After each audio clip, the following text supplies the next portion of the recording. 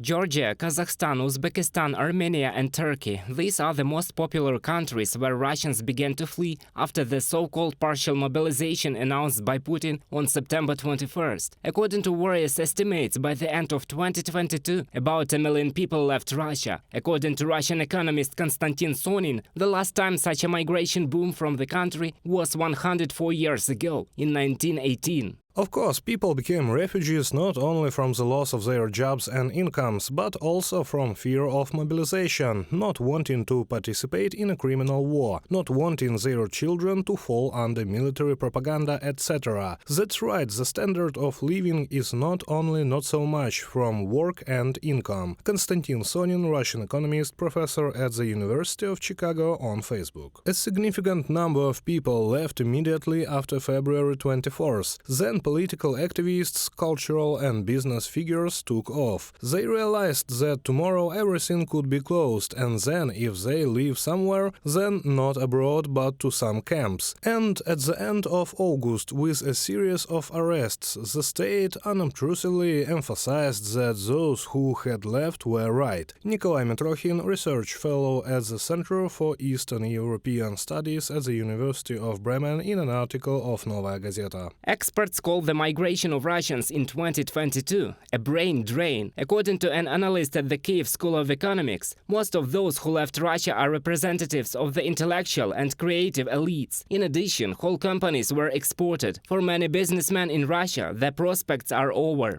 About 100,000 IT specialists left and did not return to the country, which also puts into question the continued existence and development of their IT sector. Western brands and manufacturers' payment systems have left Russia, and the service market has shrunk. The Idel Realia Publications writes that after the restrictions of foreign manufacturers of consumer goods, the assortment has been significantly reduced, from food and clothing to cars and computer games. Russian shopping centers, and a large number of them were built before the start of the war, began to empty simply because the tenants of these areas they sold what was not produced in Russia, what they bought in the countries of the collective West, and they could not engage in this activity. And accordingly, we have a situation where it has become extremely unprofitable to have retail space in the Russian Federation. Editor-in-chief of the Novaya Gazeta Europe portal, Kirill Martynov, notes that because of the Kremlin's policy, education in Russia has been destroyed, leading scientists have left the country, and international academic exchange has been stopped. Also, according to Martynov, due to the lack of specialists who also left the country, many medical services have become unavailable. Problems with the supply of medicines and modern equipment have increased. Hundreds of foreign companies left Russia whose goods and services made the life of Russians better. Russian media are finished. Since you are reading these texts through a VPN, this should be quite noticeable. Russian sport has never known worse times. The Russian Football Union says goodbye to UEFA and goes to the Asian Federation, but no one is particularly waiting for the Russians there. There is not a single sphere of life that Putin's war would not reach. Kirill Martynov, editor-in-chief of Novaya Gazeta Europe. In 2022, Russia became the country against which a record number of sanctions were imposed, more than against the North Korea and Iran. One of the most tangible changes for Russians was the disconnection from the MasterCard and Visa payment systems. And for the country as whole, these were restrictions on the sale of oil and gas, the main source of income for the Russian budget. Experts say that in the year 2023, Western sanctions will continue to increase, including the price limiting for Russian gas.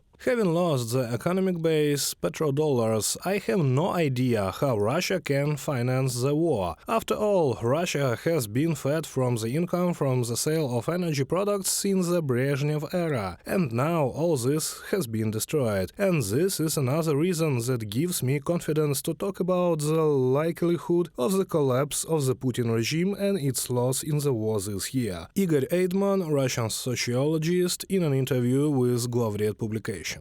This year, every Russian will be able to feel the economic crisis in the country. According to economist Yulia Pavitska, citizens of the Russian Federation will be able to afford much fewer goods than before. Despite the government's efforts to fill the shortfall with Chinese goods and the parallel imports, this will not be enough. The whole combination of sanctions against Russia, says Yulia Pavitska, will return its citizens to the Soviet Union. Reported by Roman Smoler, Victoria Sinko, UATV News.